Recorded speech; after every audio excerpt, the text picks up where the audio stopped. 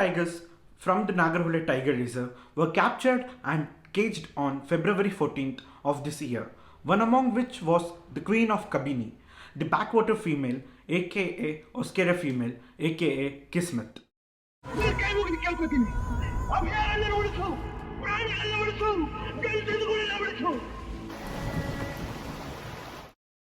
Hello everyone, this is Rohan Muturaj. I'm here to narrate a tragic story of Kabini's most iconic tigress, the Backwater female. The tigress which never disappointed the tourists who visited Kabini, and she was many wildlife enthusiasts' first ever tiger, probably yours too. The Backwater female is around 9 years old now and has given birth to around 10 cubs in total, which is a great contribution to the forest. In the current litter, there are 4 LT cubs aging 8 to 9 months old, and they are completely dependent on the mother, and surprisingly 2 subadults from the previous litter is still not ready to leave their mother, and they usually used to hang around with the current family. The mother has many injuries on her body after fighting with the other females who wanted to occupy her territory a few months back, but the injuries never stopped her from taking care of the cubs, protecting them and feeding them. Having other young female tigers around her territory who always wanted to conquer the most part of her territory, and a female who already did, she never cared about them. Her territory being smaller than before, she still continued to raise her cubs. Everything was going well. But why did KFD capture her? Now we have to look back at 2 incidents which happened in a short span of time, real quick, which completely changed her life. There's a highway which cuts through the forest, one part of the forest around the beds of Kabini, which is called as the B zone, and the other one is the A zone. Since her territory is spread across both the sides, she always has to cross the highway in order to regularly patrol her territory. There's a camp called Balle around which a small community of tribes live in right inside the tiger reserve. Cattle grazing, tribal people chilling around the same place is a regular sight which always used to get the wildlife worried. On 22nd Jan, she was at the edge of B zone with the cubs. Probably she wanted to cross the road to get to the other part of the forest. But there was an 18 years old tribal boy around the same place who never had a clue about the tigress. Not sure which act of him triggered the tigress. She had launched an attack on him and the boy immediately passed away. She was caught dragging his body over the road by other people who immediately informed the forest department what they had just witnessed. The tiger was just being a protective mother here. Ever since the attack on the boy, there had been a lot of pressure to capture this tiger. And coming back to the incidents which took place this month, the February, 2 days before they captured her, she had a fight with another tiger and was injured again. Forest guards found out that she has been laying injured near the tribal colony and seemed to be very weak. For the next many hours, Forest Department decided as what to be taken as the next step. They decided to capture her, treat her and leave her back. But was it fearing another human attack? It looks like. Now her cubs are orphaned. Other tigers around them are a threat to them without the mother around.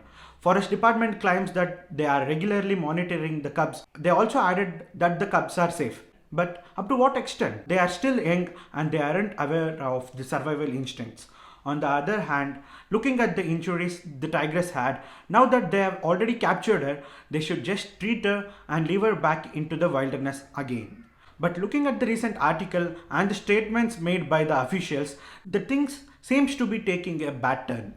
She is now being treated at the Mysuru Rescue Center in the zoo. She has a damaged paws, broken tooth and other injuries. And the other tiger which I told about earlier is in the same place and also going under the treatment. The Mysuru director Ajit Kulkarni said that both the big cats are injured, aged around 10 years. Both are suspected to have lost their canine teeth, which means they are unable to hunt for food. Therefore, they may have to move out of the forest in search of easy prey and survival. We have kept both the big cats at our facility and they are being observed, treated, monitored for their health. This directly means that she is never gonna be released back into the wilderness. This puts the life of the cubs in danger, which are completely dependent on her, which will be orphaned forever without her and eventually lose their lives very soon. Separating a mother from the cubs with the reason of treating her injuries and not wanting to release her back into her home is preposterous. We have lots of respect for the forest department, but this act can't be accepted. Who are we to play the gods for tigers or any other wildlife for that matter, right? It would be fine if they hadn't captured her too. She was born in the forest and she would have died in the forest or just survived and recovered.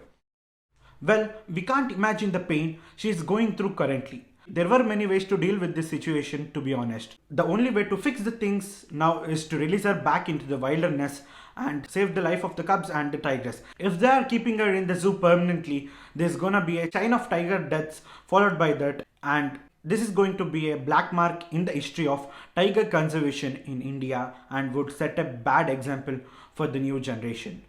And we keep on losing these magnificent animals.